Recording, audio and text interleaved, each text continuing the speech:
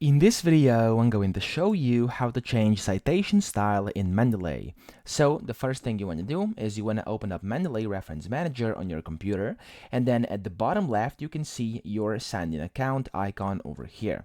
So if you hover over it, it's going to say account and help. This is where you should click, and then you want to click on preferences up top.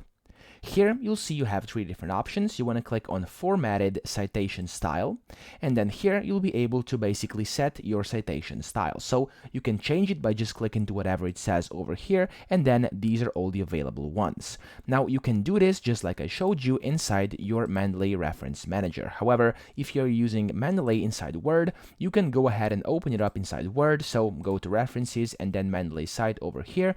This is gonna show it on the right hand side, and then you want to click on citation settings, and here it's going to tell you your citation style, and you can change it over here as well to whatever you would like on the list. So that's pretty much it. I hope this video helped you out. If it did, please subscribe to the channel and help me out as well.